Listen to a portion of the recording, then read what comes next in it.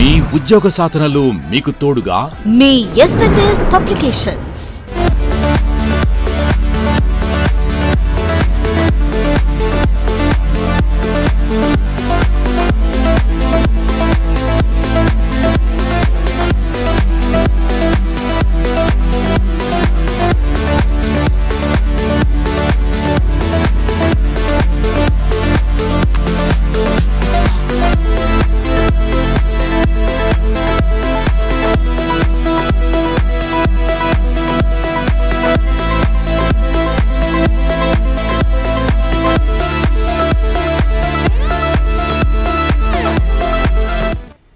First aid పరంగా మనం తీసుకుంటే ఫస్ట్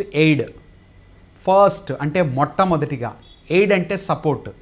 సో ఏదైతే ఒక పశువును వైద్యుని వద్దకు తీసుకెళ్లే లోపల ఆ పశువుకు మనం అందించేటటువంటి తాత్కాలిక ట్రీట్మెంట్ను లేదా ఆ ఉపశమనం కలిగించడంలో భాగంగా, ఆ బాధను తగ్గించడంలో భాగంగా, ప్రాణాపాయ స్థితి నుంచి దానిని కాపాడడంలో భాగంగా మనం అందించే తాత్కాలిక ట్రీట్మెంట్ని ఏమని పిలుస్తామో ప్రథమ చికిత్స లేదా ఫస్ట్ ఎయిడ్ అనే పేరుతో పిలుస్తారు.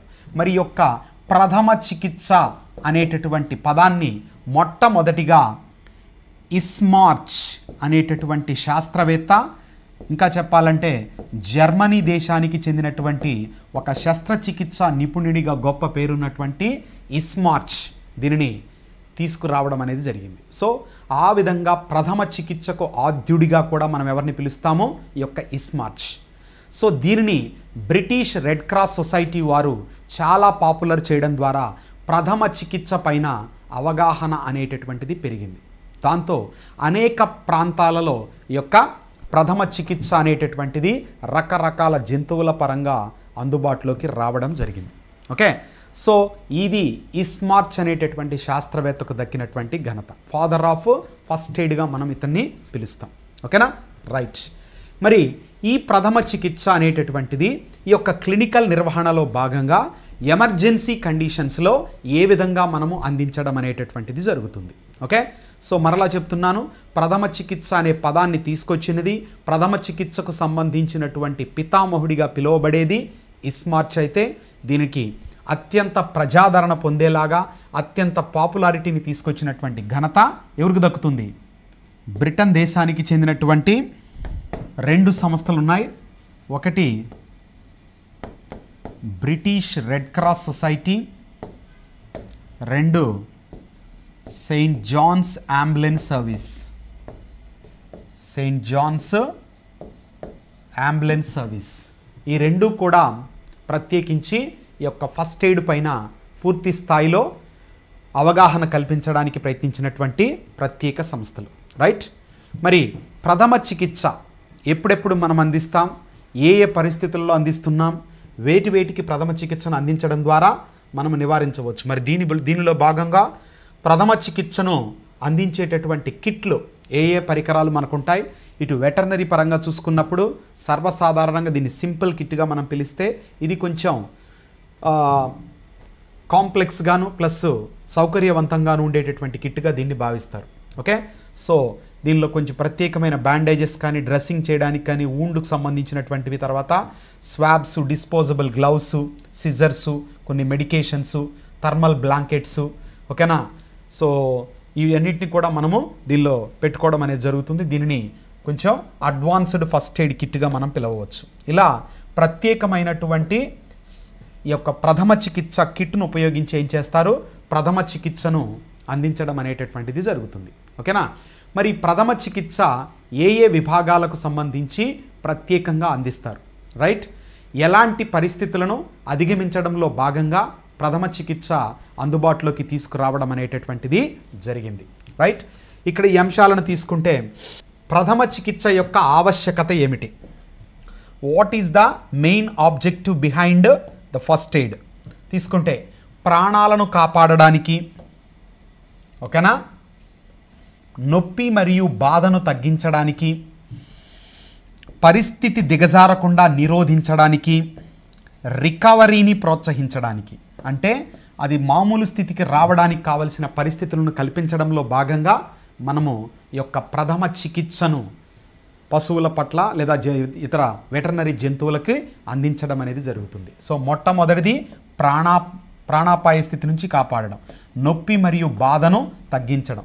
ఈ నొప్పి మరియు బాధకు సంబంధంగా తీసుకున్నప్పుడు రక్తస్రావము జరుగుతూ ఉంటే దానిని అదుపు చేయడం కూడా, పరిస్థితి దిగజారకుండా విషమ స్థితికి వెళ్ళిపోయి ప్రాణాపాయ స్థితికి రాకుండా మనం కాపాడుకోవడం, రికవరీని ప్రోత్సహించడానికి దీనిని వాడతారు. మరి ఈ ప్రథమ చికిత్స అనేటటువంటిది ఓకేనా 2 రకాలుగా మనం వినియోగిస్తాం. ఒకటి ప్రాణాంతకమైన అత్యవసర పరిస్థితులు వచ్చినప్పుడు. ఓకే, ప్రాణాంతకమైన అత్యవసర పరిస్థితులు అంటే ఏంటి?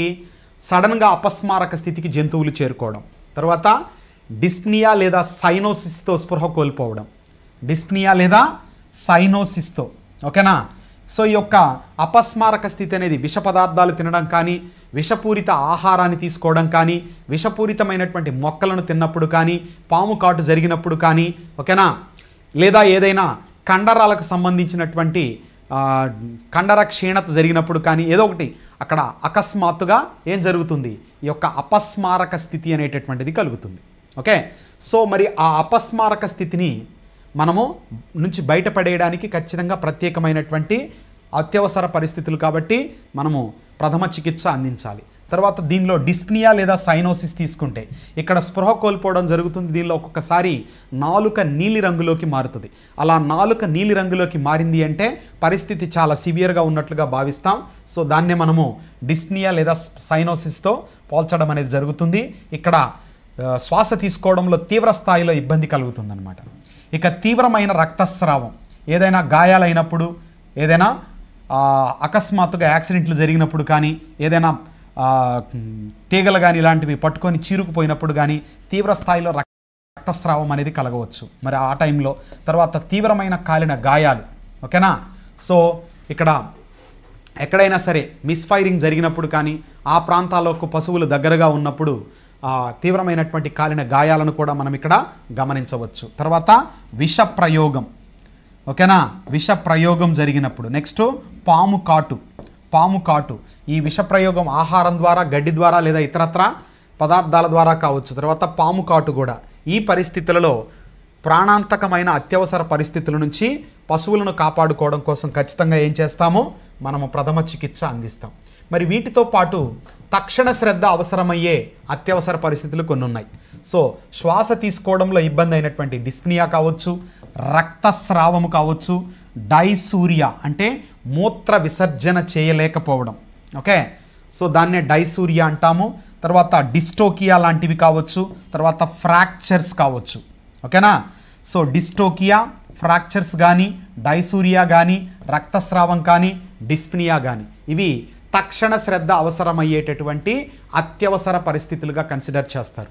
రైట్, అదే ముందుగా తీసుకున్నవైతే ప్రాణాంతకమైనటువంటి అత్యవసర పరిస్థితులు. ఇవి తక్షణ శ్రద్ధ అవసరమయ్యే అత్యవసర పరిస్థితులుగా భావించడం జరుగుతుంది. రైట్, మరి వీటి పరంగా మనము ఎలాంటి ప్రథమ చికిత్సను అందిస్తాం? మరి శ్వాసకోశ ఇబ్బంది, శ్వాస సంబంధ ఇబ్బంది కలిగినప్పుడు ఎలాంటి లక్షణాలు కనబడతాయి? మరి ఎలాంటి ప్రథమ చికిత్స అందించాలా? మరి ఇక్కడ మనం గుర్తుపెట్టుకోవాల్సింది, ప్రథమ చికిత్స అందిస్తున్నాము అంటే మనం ఇక్కడ వైద్యులం కాదు. ఖచ్చితంగా పశు వైద్యుని దగ్గరకు తీసుకెళ్లాల్సిన అవసరం ఉంది. అయితే ఆ పశు వైద్యుని దగ్గరకు వెళ్ళే లోపల కొంత ఇబ్బంది కలుగుతోంది కాబట్టి దాన్ని అడ్డుకోవడం కోసం చేసేటటువంటి ఒక తాత్కాలిక ట్రీట్మెంట్గా మాత్రమే మనం ఇక్కడ అందించాలి తప్ప ఎట్టి పరిస్థితులలో మనల్ని వైద్యులుగా మార్చుకొని ఏదో ఒక యాక్టర్ లాగా ఇక్కడ మనము చేసామంటే మాత్రం ఖచ్చితంగా మనము సజీవంగా ఉండాల్సిన పశువులను మనము నిర్జీవంగా మార్చుకోవాల్సినటువంటి పరిస్థితి దాపురిస్తుంది. ఓకేనా, రైట్. మరి శ్వాసకోశ ఇబ్బంది విషయంలో శ్వాసకోశ మార్గాలను క్లియర్ చేయడానికి మనము ప్రయత్నించాలి. జంతువును సౌకర్యవంతమైనటువంటి స్థితిలో ఉంచి తద్వారా అది సరిగా ఊపిరి పీల్చుకుంటుందో లేదో గమనించాలి. ఒక్కొక్కసారి ముక్కు రంధ్రాలకు కానీ నోటి ప్రాంతంలో కానీ ఏదైనా ఇరుక్కొని ఉండవచ్చు. ఆ టైంలో చోకింగ్ లాంటివి ఏదైనా జరిగి ఉండొచ్చు. సో వాటిని జాగ్రత్తగా తొలగించడానికి ప్రయత్నించాలి. అలా ఒక మంచి నిశ్చల స్థితిలో పశువును ఉంచడం ద్వారా, ఎటువంటి డిస్ట్రాక్షన్కు గురి చేయకుండా చేయడం ద్వారా ఈ యొక్క ప్రథమ చికిత్సను అందించినట్లయితే అది సౌకర్యమైనటువంటి రీతిలో మరలా యథాస్థితికి వచ్చి ఊపిరి పీల్చుకోవడానికి ప్రయత్నం అనేది చేస్తుంది. ఓకేనా. ఒకవేళ ఈ పరిస్థితిలో మనకు అంటే శ్వాసకోశ సంబంధంగా ఉన్న ఇబ్బందులు తొలగించినా కూడా పశువులో శ్వాస తీసుకోవడం అనేది కానీ కొంత ఇబ్బంది జరిగినప్పుడు సిపిఆర్ నియమాన్ని ఇక్కడ పాటిస్తాం. ఓకేనా. కార్డియాక్ పల్మనరీ రిససిటేషన్ రిసైటేషన్ అనే పేరుతో మనం పిలుస్తాం. దానిని ఇక్కడ ఈ సిపిఆర్ నియమాన్ని మనం అనుసరించడం అనేటటువంటిది జరుగుతుంది. ఓకే. సో దట్ ఈజ్ యొక్క డిస్ప్నియా అనేటటువంటి లోపం సంబంధంగా ఇచ్చే ప్రథమ చికిత్స. ఇక రెండవది ఎపిస్టాక్సిస్. ఈ ఎపిస్టాక్సిస్ అంటే అర్థము ముక్కు నుండి రక్తస్రావం. ఓకేనా. మీరు పిక్చర్లో కూడా చూడొచ్చు, చాలా తీవ్ర స్థాయిలో ఇక్కడ రక్తస్రావం అనేటటువంటిది జరుగుతూ ఉంది. మరి దీనిని అదుపు చేయడానికి ఎటువంటి ప్రథమ చికిత్సను మనము అందించడం అనేది జరుగుతుంది. సో ముక్కు నుండి రక్తస్రావం జరిగేటప్పుడు ఆ రక్తస్రావానికి కారణమైన పరిస్థితులను పక్కన పెట్టి రక్తస్రావాన్ని ఏం చేయాలా, అదుపు చేయాలా. పశువును ఎట్టి పరిస్థితుల్లో డిస్ట్రాక్షన్కు గురి కాకుండా, అసౌకర్యానికి గురి చేయకుండా, దానిని బెదురు చేయకుండా, బెదురు పెట్టకుండా చాలా సున్నితంగా ఓకేనా స్పృశిస్తూ ఈ యొక్క ప్రాసెస్ను మనం పూర్తి చేయాలి. ఏ విధంగా ఇక్కడ ఐస్ ప్యాక్లు కానీ ఓకేనా స్టైప్టిక్స్ కానీ అంటే ప్రత్యేకమైనటువంటి ఔషధాలను ఆ ప్రాంతంలో ఉంచడం ద్వారా ఏం చేయొచ్చు, రక్తస్రావం జరగకుండా అడ్డుకోవడానికి అవకాశం ఉంటుంది. ఓకే. సో ఇలాంటి స్థితినే ఎపిస్టాక్సిస్ లేదా రక్తస్రావం అని పిలుస్తారు. ఇక్కడ నాసికా రంధ్రాలు కావచ్చు, నోటి ద్వారా కావచ్చు రక్తస్రావం అనేది జరుగుతూ ఉంటుంది. ఏదైనా తినకూడని పదార్థమును తిన్నా కానీ లేదా ఏదైనా జంతువులు దాడి చేసినప్పుడు కానీ ఈ యొక్క పరిస్థితి అనేది కలుగుతుంది. Okay right. మరి దీని పరంగా మనం తీసుకున్నప్పుడు శుభ్రమైన గుడ్డతో గాయంపై గట్టిగా నొక్కడం ద్వారా చిన్న లేదా ఉపరితల గాయాల నుండి రక్తస్రావం ఆగిపోతుంది. రక్తము గుడ్డ ద్వారా నానబెడితే మొదట దాన్ని తీసివేయకుండా మరొకటి పైన ఉంచండి. రక్తస్రావం ఆగిపోయినప్పుడు గాయాన్ని శుభ్రం చేసి చికిత్సను చేయాల్సినటువంటి అవసరం ఉంటుంది. ఓకేనా. ఇమ్మీడియట్గా పశు వైద్యుని దగ్గరకు చేర్చుకోవాలా. గాయం పైన ఉన్న అంగానికి తాడు కట్టాలా, దాన్ని బిగించడానికి తాడు కింద కర్ర పెట్టి రక్తస్రావం ఆగే వరకు గట్టిగా తిప్పాలా. టోర్నికిట్ను తీవ్ర స్థాయిలో ఉన్నప్పుడు అక్కడ టోర్నికిట్ కట్టొచ్చు. టోర్నికిట్ని 20 నిమిషాల కంటే ఎక్కువసేపు ఉంచవద్దు, నెమ్మదిగా విడుదల చేయండి. మరియు అవసరమైతే దాన్ని మరలా బిగించండి. రక్తస్రావం ఆగిపోయిన తర్వాత గాయాన్ని శుభ్రం చేసి వెంటనే ఏం చేయాలా, ఇమ్మీడియట్గా పశువును వైద్యుని వద్దకు చేర్చుకోవాలి. ఓకేనా రైట్. దట్ ఈజ్ రక్తస్రావ పరంగా ఉండేటటువంటి ఫస్ట్ ఎయిడ్. ఇక తరువాత అతి ముఖ్యమైన మరొకటి విరిగిన కొమ్ము నుండి రక్తస్రావం. జనరల్గా ఈ పశువులలో ఒకదానికొకటి పొట్లాట్లు కొట్టుకోవడం కానీ లేదా ప్రమాదవశాత్తు ఏదైనా కొమ్ము విరిగినప్పుడు చాలా తీవ్ర స్థాయిలో రక్తస్రావం అనేది జరుగుతుంది. మరి దీనికి సంబంధంగా ఎటువంటి ప్రథమ చికిత్సను అందించాలి. జంతువు కొమ్ము విరిగితే దానిపై ప్యాడ్ లేదా శుభ్రమైన గుడ్డను ఉంచి కట్టుతో పట్టుకోవడం ద్వారా రక్తస్రావం ఆపడానికి ప్రయత్నించండి. ఓకేనా. సో శుభ్రమైన గుడ్డ నుంచి కట్టుతో పట్టుకోవాలి దాన్ని అట్లా గట్టిగా, అప్పుడు రక్తస్రావం కొంతవరకు ఆపవచ్చు. కొమ్ము యొక్క బేస్ చుట్టూ తాత్కాలిక టోర్నికిట్, చూడండి ఇక్కడ కొమ్ము చుట్టూ తాత్కాలిక టోర్నికిట్ను రక్తస్రావం జరగకుండా మనం కట్టాలా. దాంతో రక్తము కారకుండా ఆగడం అనేటటువంటిది జరుగుతుంది. ఓకేనా. ఇమ్మీడియట్గా ఏం చేయాలా, పశు వైద్యుని దగ్గరికి తీసుకెళ్ళి దానికి సంబంధించినటువంటి శస్త్రచికిత్స అందించాల్సిన అవసరం ఉంటుంది. రైట్. దట్ ఈజ్ విరిగిన కొమ్ము నుండి రక్తస్రావం జరిగినప్పుడు. ఒక్కొక్కసారి అంతర్గత అవయవాలలో శరీరం లోపల కూడా రక్తస్రావం జరగవచ్చు. మరి అంతర్గత అవయవాల పరంగా రక్తస్రావం జరిగేటప్పుడు ఇది చాలా ప్రమాదకరమైనది. ఖచ్చితంగా పశు వైద్యుని వద్దకు చేర్చాల్సిన అంశము. మరి దాని లోపల మనం ఏదైనా ఇవ్వగలిగిన ప్రథమ చికిత్స ఉందనేది చూస్తే ప్రమాదం తరువాత ఊపిరితిత్తులు మరియు పేగుల నుండి, ప్రసవించిన తరువాత గర్భాశయం లేదా యోని నుండి అంతర్గత రక్తస్రావం జరుగుతుంది. ఓకేనా. సో ఏదైనా తీవ్ర స్థాయిలో ప్రమాదం జరిగినప్పుడు కానీ, ప్రేగుల నుండి, తర్వాత ప్రసవించిన తర్వాత కానీ, గర్భాశయం లేదా యోని నుండి అంతర్గత రక్తస్రావం అనేది జరుగుతుంది. జంతువు బలహీనంగా మారడం మరియు శ్వాస రేటు బాగా పెరుగుతుంది. ఓకేనా. ఎందుకంటే తీవ్ర స్థాయిలో అంతర్గతంగా రక్తస్రావం జరుగుతోంది కాబట్టి. మరి అంతర్గత రక్తస్రావం ఉన్నటువంటి జంతువులను నిశ్శబ్ద వెచ్చని ప్రదేశంలో ఉంచాలి. మరియు చిటికెడు ఉప్పుతో ఏం చేయాలా, నీటిని అందించాలి. రైట్. తర్వాత నడవడానికి ప్రయత్నించకుండా, దాన్ని ఎట్టి పరిస్థితుల్లో కదపకుండా దాన్ని ప్రత్యేకమైన విధానాలలో అదుపు చేసుకుంటూ ఈ యొక్క ప్రక్రియను మనం పూర్తి చేయాలా.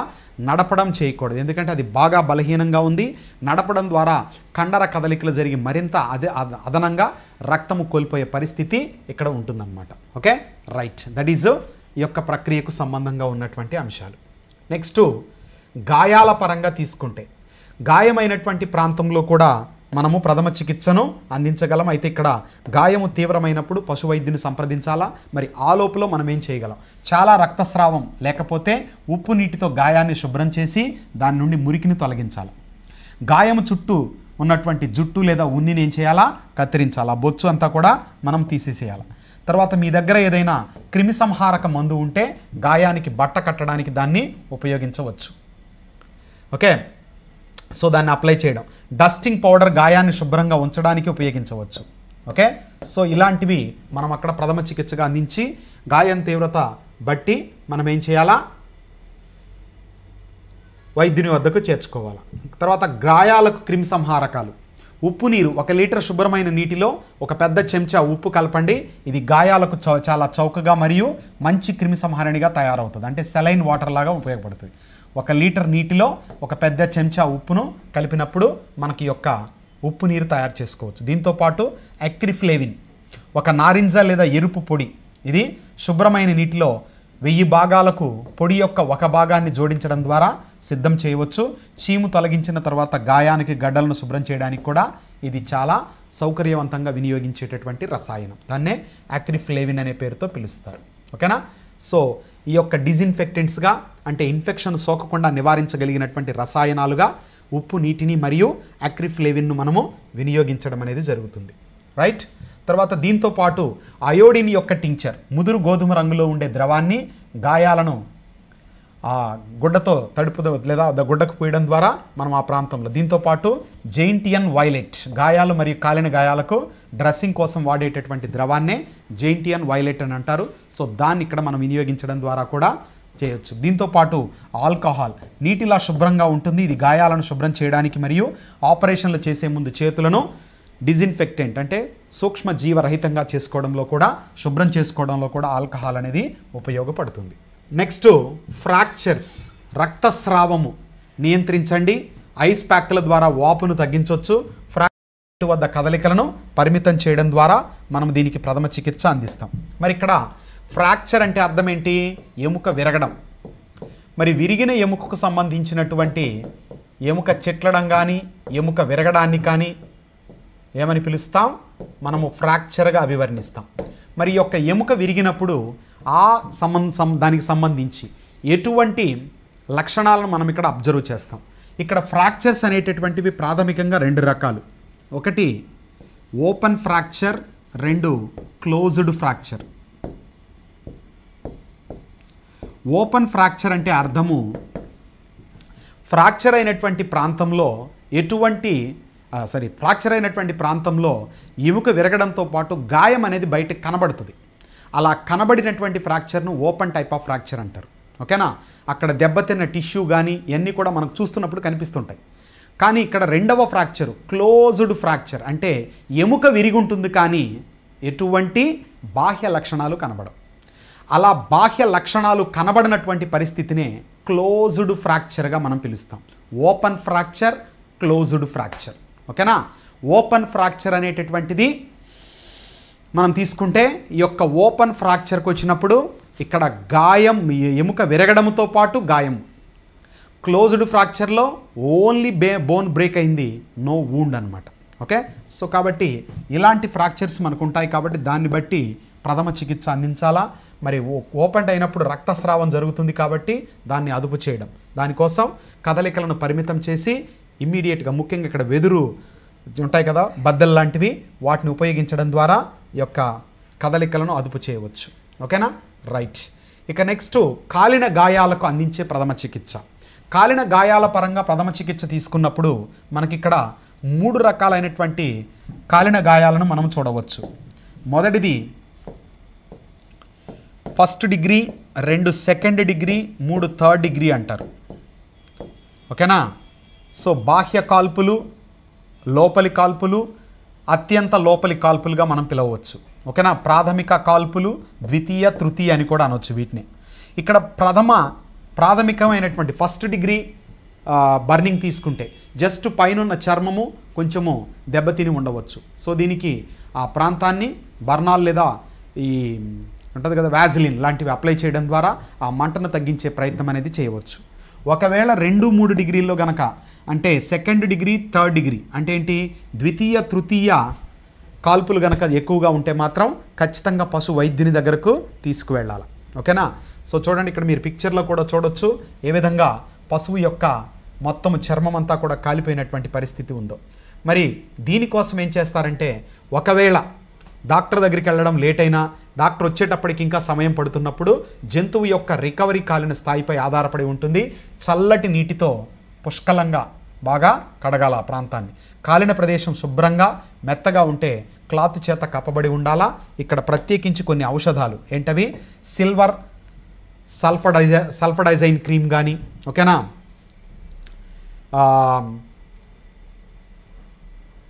వైలాక్టిన్ అనేటటువంటి లోషన్స్ లాంటివి కానీ అక్కడ అప్లై చేయడం ద్వారా, ఓకే, సిల్వర్ సల్ఫడైజైన్, ఓకే, వీటిని అప్లై చేసినప్పుడు చల్లగా ఉండి కొంత మంట తగ్గడం అనేది జరుగుతుంది, కొంతవరకు ఉపశమనం పొందుతాయి. రైట్? ఇది కాలిన గాయాల పరంగా. నెక్స్ట్ వడదెబ్బ. సర్వసాధారణంగా అధిక ఉష్ణోగ్రతలకు పశువులు ఎక్స్పోజ్ అయినప్పుడు ఈ పరిస్థితి కలుగుతుంది. దానినే మనము వడదెబ్బగా పిలుస్తాం, సన్ స్ట్రోక్గా పిలుస్తాం. ఇక్కడ శరీర ఉష్ణోగ్రతలో అత్యధికమైన అబ్నార్మాలిటీ అనేది మనం చూడవచ్చు. మరి ఉష్ణోగ్రతలో పెరుగుదల, ఎర్రటి కళ్ళు అంటే వడదెబ్బ లక్షణాలు ఇవి జంతువుల్లో. బలహీనత, కొన్నిసార్లు మూర్ఛలు కూడా మనకు కనిపిస్తాయి. తర్వాత భారీ శ్వాస తీసుకోవడం అని చెప్పేసి డీప్ శ్వాసలు తీసుకోవడం అనేటటువంటిది ఎక్కువ అవుతుందన్నమాట. తర్వాత అధిక పల్స్ రేట్ ఎక్కువ అవుతుంది, షాక్కు గురై ఉంటాయి. ఓకే, సో ఉష్ణోగ్రతలో అధిక పెరుగుదల, ఎర్రటి కళ్ళు, బలహీనత, మూర్ఛలు, భారీ శ్వాస తీసుకోవడము, అధిక పల్స్ రేటు, షాక్కు గురవ్వడం అనేది వడదెబ్బలో కనిపించే లక్షణాలు. ఇక దీనికి సంబంధించిన ప్రథమ చికిత్స ఎలా అందిస్తాం? వడదెబ్బ తగిలిన ప్రాంతం నుంచి పశువుని ఏం చేయాలి, నీడగా ఉన్నటువంటి ప్రాంతానికి చేర్చుకోవాలి. ఉష్ణోగ్రత తక్కువగా ఉండేటట్టు చూడాలి. చల్లని బాగా వెంటిలేషన్ ప్రదేశంలో లేదా నీడ ఉన్న ప్రదేశంలో ఉంచాలి.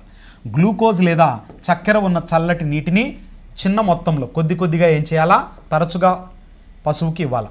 ఐస్ ప్యాక్లను తలపై, నుదుటిపై మరియు శరీరం అంతా అప్లై చేయాలి. తత్ఫలితంగా శారీరక ఉష్ణోగ్రత ఏమవుతుంది, నియంత్రణలోకి రావడానికి ప్రయత్నం అనేది జరుగుతుంది. ఓకే, సో దట్ ఈజ్ వడదెబ్బకు సంబంధించి.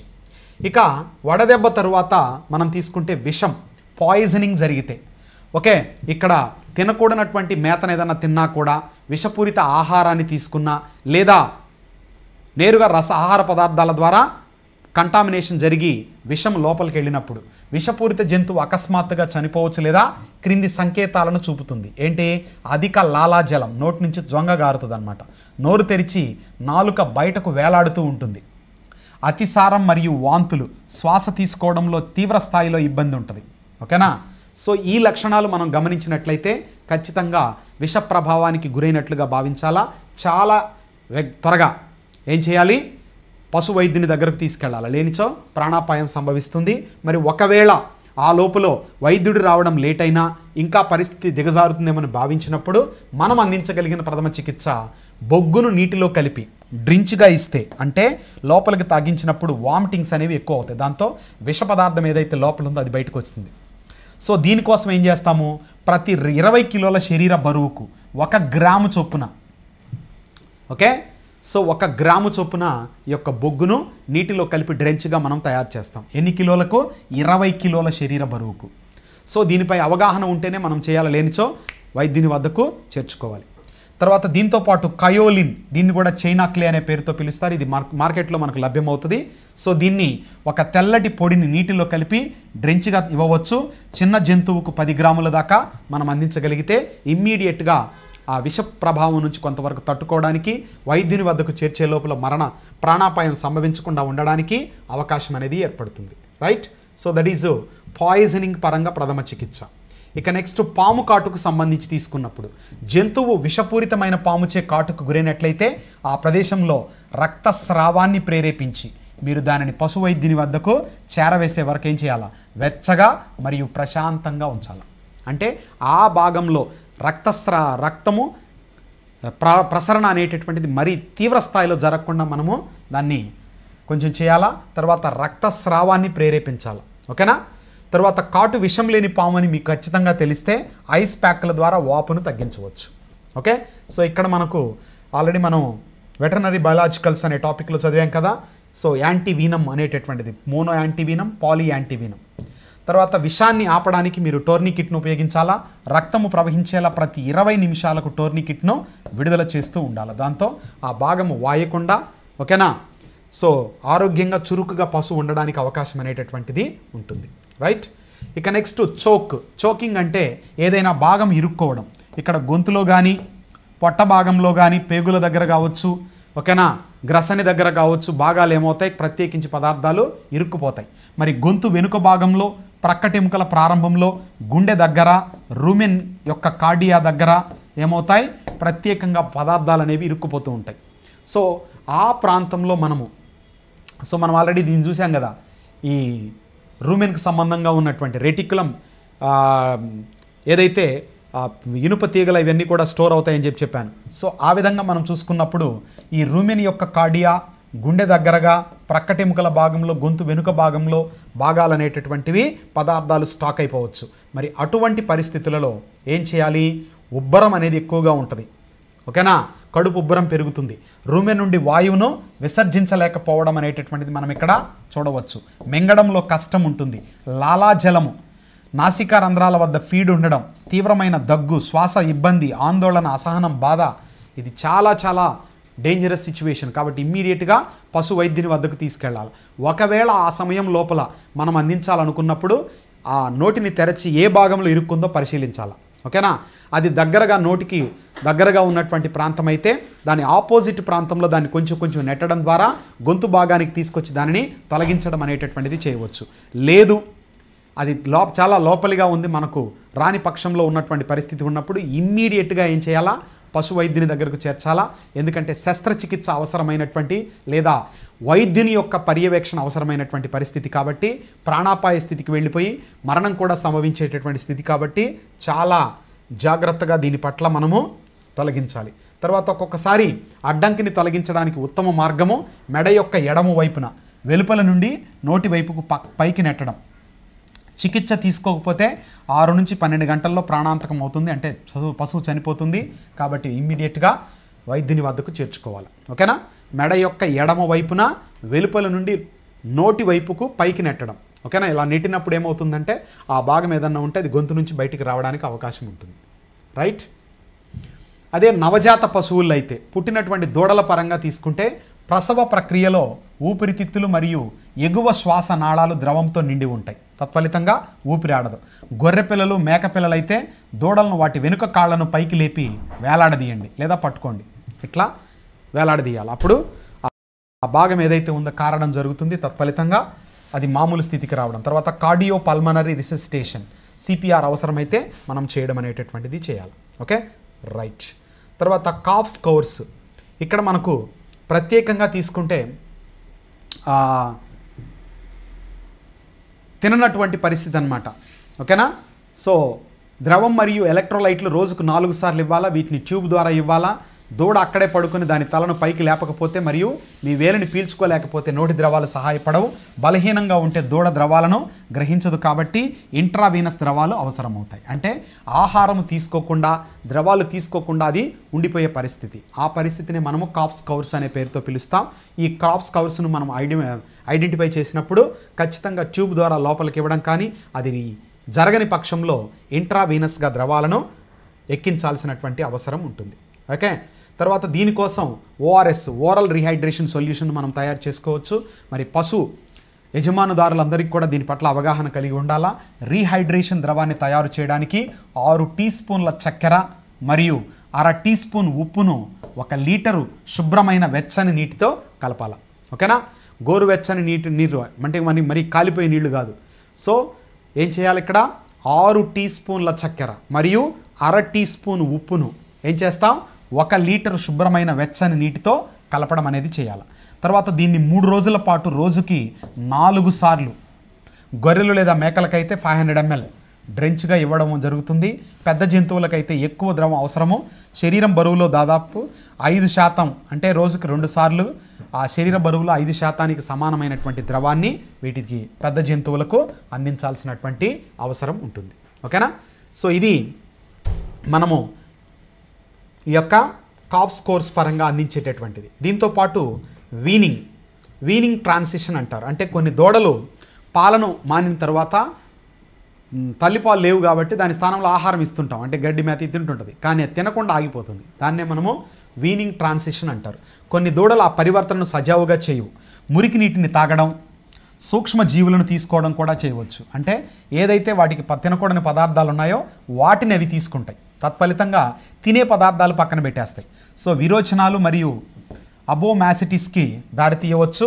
సో కాబట్టి ఇక్కడ ఆ అబోమాసిటిస్ అంటే అబోమాసం ఇన్ఫెక్షన్కు గురవ్వచ్చు. దాన్ని అవాయిడ్ చేయడానికి మనము ప్రత్యేకంగా ఓరల్ ఎలక్ట్రోలైట్స్, ఓరల్ యాంటాసిడ్స్, తర్వాత బైకార్బోనేట్లు, సో సోడియం బైకార్బోనేట్ లాంటి క్షారాలను అందించడం ద్వారా ఏదైతే ప్రాబ్లం అనేది స్టమక్లో క్రియేట్ అయిందో దాన్ని అవాయిడ్ చేయవచ్చు. తర్వాత ఆహార సమతుల్యత, అంటే ఏదైతే బాగా ఇష్టంగా అవి దూడలు తింటున్నాయో వాటిని మనం అందించడం ద్వారా ఎక్కువగా కొంతవరకు ఈ యొక్క ప్రాబ్లంను అవాయిడ్ చేయవచ్చు. ఓకే, తర్వాత నెక్స్ట్ లాక్టిక్ యాసిడోసిస్. ఇది అధిక ధాన్యాలు కానీ వండిన అన్నము తినిపించడం ద్వారా లాక్టిక్ యాసిడోసిస్ అనేటటువంటిది కనబడుతుంది. ఇందులో కడుపు ఉబ్బరము, కడుపు నొప్పి, అనరెక్సియా, అతిసారము, సెంట్రల్ నర్వస్ సిస్టమ్కి సంబంధించినటువంటి కొన్ని అపస్మారక స్థితికి వెళ్ళడం అనేది కూడా మనం చూడవచ్చు. సో ధాన్యాలు మరియు నీటిని ఏం చేయాలా, పరిమితం చేసి యాంటాసిడ్ అయినటువంటి మెగ్నీషియం హైడ్రాక్సైడ్ను మనం అందించాలి. ఓకే, నెక్స్ట్ బ్లోట్కు సంబంధంగా తీసుకుంటే ఆల్రెడీ మనం డిస్కస్ చేస్తున్నాం 2 రకాలుగా, గ్యాస్ బ్లోటు, ఫ్లోతీ బ్లోట్ ఉంటుంది కదా. మరి దాని పరంగా మనం తీసుకున్నప్పుడు నొరగలతో కూడుకున్నటువంటి, చూడండి బ్లోటింగ్లో మార్పులు ఎలా వస్తున్నాయో, నార్మల్ సైజు అబ్నార్మల్గా పెరిగింది, ఇంకా ఎక్కువైపోయింది. దీంతో పశువు మరణించేటటువంటి పరిస్థితి. మరి దీనికి తగ్గట్లుగా శ్రమతో కూడిన శ్వాస, అధిక లాలాజలము, అనరెక్సియా, సైనోటిక్ శ్లేష్మ పొర, మరణము, బ్లోటోసిల్ గ్యాస్ నుండి ఉపశమనం పొందేటందుకు, తర్వాత క్యాన్యులా లాంటివి కానీ ట్రకరైజేషన్ ద్వారా ఏం చేయొచ్చు, ఇమ్మీడియట్గా గ్యాస్ను తొలగించే ప్రయత్నం అనేది చేయాలి. అయితే ఇది వైద్యుని పర్యవేక్షణలో చేయాల్సినటువంటి పరిస్థితి. Okay, right. ఇక next rectal prolapse. Rectal prolapse తీసుకున్నప్పుడు, ఇది ప్రొలాప్స్ జరిగినప్పుడు సర్వసాధారణంగా దీనికి ఖచ్చితంగా వైద్యుడు అవసరం అవుతాడు. అయితే ఇక్కడ మనం ఏం చేయాలంటే ఆ ప్రొలాప్స్ అయినటువంటి భాగం ఎండిపోకుండా ఉండడం కోసం ఏం చేస్తాం, దానిని పారాఫిన్ లాంటి ప్రత్యేక ద్రవంతో తడపడం కానీ లేదా సెలైన్ వాటర్తో దాన్ని తడపడం కానీ చేయడం ద్వారా దాని యొక్క సజీవ లక్షణాలను కాపాడవచ్చు. ప్లస్ చుట్టుపక్కల దుమ్ము ధూళి అనేది పడకుండా మనం అడ్డుకోవచ్చు. దాన్నే రెక్టల్ ప్రొలాప్స్ చేయడానికి మనం అందించేటటువంటి ప్రథమ చికిత్సగా పిలుస్తాం. ఓకేనా? అంతే తప్ప దాన్ని లోపలికి నెట్టి మామూలు స్థితికి తీసుకొచ్చే పరిస్థితి మన దగ్గర ఉండదు కాబట్టి ఇమ్మీడియట్గా డాక్టర్ దగ్గరికి వెళ్ళాలి. Next uterine prolapse. ప్రొలాప్స్ మాస్ను యాంటీసెప్టిక్, సేమ్ ఇక్కడ కూడా అది ఎండిపోకుండా డస్ట్ అది పడకుండా దాన్ని మనము పొడిగా ఉంచకూడదు, తడిగా ఉండేటట్లు చూసుకొని ఓకే ఐస్ ప్యాక్ కానీ చక్కెర ద్రావణాన్ని కూడా ఉపయోగించి వాపును తగ్గించవచ్చు. తర్వాత యాంటీసెప్టిక్తో లోషన్తో దాన్ని ఏం చేయాలా, శుభ్రంగా కడగడం అనేది చేయాలా. డాక్టర్ పర్యవేక్షణలో వారు దానిని లోపలికి చేర్చడం అనేది యుటరైన్ ప్రొలాప్స్ అనేది జరుగుతుంది. ఓకే, తర్వాతది టీట్ చీలికలు. ఒక్కొక్కసారి కొన్ని ప్రత్యేక పరిస్థితులలో ఈ పొదుగు ఏమవుతుందంటే, అంటే పొదుగు పొడవుగా ఉండే పశువులు కావచ్చు, తర్వాత అధిక పాలనిచ్చేటటువంటి పశువుల యొక్క పొదుగు చాలా కిందికి ఉంటుంది కాబట్టి అది నేలకు రాసుకోవడం కానీ, ఏదైనా ముళ్ళ కంపలకు తగలడం కానీ, లేదా ఏదైనా ప్రమాదవశాత్తు చీలికలు అనేవి దానిలో సంభవించవచ్చు. మరి తీవ్ర స్థాయిలో యొక్క చీలిక ఉన్నప్పుడు చాలా జాగ్రత్తగా దీనికి ట్రీట్మెంట్ ఇవ్వాలి. ఇక్కడ కూడా ఖచ్చితంగా మనకు ఎవరు అవసరమవుతారు, వైద్యుని యొక్క పర్యవేక్షణ అనేటటువంటిది డెఫినెట్లీ వీ నీడ్. ఉపరితల కోతలను శుభ్రపరచవచ్చు మరియు సమయోచిత యాంటీబయాటిక్ లేపనాలతో కట్టుతో చికిత్స చేసుకోవచ్చు. అయితే లోతైన కోతలను జాగ్రత్తగా పశు వైద్యుని చేత చికిత్స చేయించాలా. గాయపడిన టీట్పై చేతితో పాలు పట్టడం వల్ల వచ్చే ఒత్తిడి సాధారణంగా కుట్లు రేఖకు అంతరాయం కలిగిస్తాయి కాబట్టి చాలా జాగ్రత్తగా మనం పాలు పిండాల్సినటువంటి అవసరము ఉంటుంది. ఓకేనా? సో మాస్టైటిస్ను నివారించడానికి టీట్లో ప్రతిరోజు యాంటీబయాటిక్స్ను నింపడం అనేది చేయాలి. అంటే అక్కడ పొదుగు వ్యాధి రాకుండా ప్రత్యేకించి యాంటీబయాటిక్స్ని అక్కడ పెట్టడం ద్వారా అవాయిడ్ చేయవచ్చు. తర్వాత పరిసరాలను శుభ్రంగా ఉంచాలి, ఎందుకంటే కూర్చున్నప్పుడు అది ఇన్ఫెక్షన్కు గురి కాకుండా చేయాలి. రైట్. ఇక నెక్స్ట్ కన్ను ఎర్రగా ఉన్న, వాపుగా ఉన్న, నీళ్లు కారుతున్నా ఎటువంటి ప్రథమ చికిత్సను మనం ఇక్కడ అందించవచ్చు. ఒక కన్ను ఎర్రగా, వాపుగా మరియు నీళ్లతో ఉండడం, కంటిలో ఇసుక, దుమ్ము ఇలాంటివి పడినప్పుడు మనకు ఆ యొక్క కార్నియా దెబ్బతింటుంది. కాబట్టి కాళ్ళ వాపు, ఎరుపు మరియు నీరు మరియు బహుశా జంతువు తన కళ్ళు తెరవలేనటువంటి పరిస్థితి కూడా రావచ్చు. అప్పుడు చిన్నగా కంటిని తెరచి ఆ లోపల ఉన్నటువంటి శుభ్రమైన చేతితో ఏం చేయాలా, ఆ డస్ట్ పార్టికల్స్ను తొలగించాలి. ఓకేనా. శుభ్రమైన చేతులతో బొటన వేలు మరియు మొదటి వేలును ఉపయోగించి కనురెప్పలను తెరిచి లోపలికి సున్నితంగా నొక్కండి. కంటి నుండి ఇసుక, దుమ్ము లేదా విత్తనాలు తొలగించడానికి శుభ్రమైన మృదువైన వస్త్రాన్ని ఉపయోగించాలా. బోరిక్ పౌడరు, సాధారణ సెలైన్తో ఆ కంటి భాగాన్ని కడిగినప్పుడు ఇన్ఫెక్షన్ రాకుండా ఉంటుంది. రైట్. నెక్స్ట్ యూరోలిథియాసిస్ అంటారు. అంటే ఇక్కడ మూత్ర విసర్జన చేయలేకపోవడం, అధిక సాంద్రత కలిగిన ఆహారాలు కానీ, క్యాస్ట్రేషన్ జరిగినప్పుడు కానీ, ఆక్సలేట్లు అధికంగా ఉండే మొక్కలు తిన్నప్పుడు కానీ, తక్కువ నీరు తీసుకోవడం కానీ, విటమిన్ ఏ లోపం కానీ, అధిక మూత్ర pH కానీ, ఇన్ఫెక్షన్ కానీ సోకి ఉంటే ఈ యొక్క యూరోలిథియాసిస్ అనే పరిస్థితి సంభవిస్తుంది. మరి అటువంటప్పుడు మనము అధికంగా నీటిని మూత్రము చుక్కలుగా కారడం, ముక్కడం, మూత్రనాళము చీలడము, పగిలిన మూత్రాశయము ఇవన్నీ కూడా మనకు ఆ లక్షణాలు కనబడతాయి. ఇక్కడ కూడా వైద్యుని పర్యవేక్షణ అవసరము. అయితే మూత్రము చుక్కలుగా వస్తున్నప్పుడు మాత్రం అధికంగా నీటిని అందించడం ద్వారా కొంతవరకు ఆ లక్షణాన్ని మనము అవాయిడ్ చేయవచ్చు. ఇక చివరిగా మనం తీసుకుంటే మూర్ఛలు. వివిధ రకాల మూర్ఛల పరంగా ఎటువంటి ప్రథమ చికిత్స అందించాలా. హీట్ స్ట్రోక్ కానీ, పాయిజనింగ్ వల్ల కానీ మూర్ఛలు సంభవిస్తాయి. మరి ఆ మూర్ఛ వచ్చినప్పుడు ఆ జంతువుని ఎట్టి పరిస్థితుల్లో బంధించకుండా దాన్ని అలాగా స్వేచ్ఛగా వదిలేయాలా. అది కోలుకున్న తర్వాత ఏం చేయాలంటే గ్లూకోజ్ మరియు వెచ్చని పానీయాన్ని దానికి అందించాలి.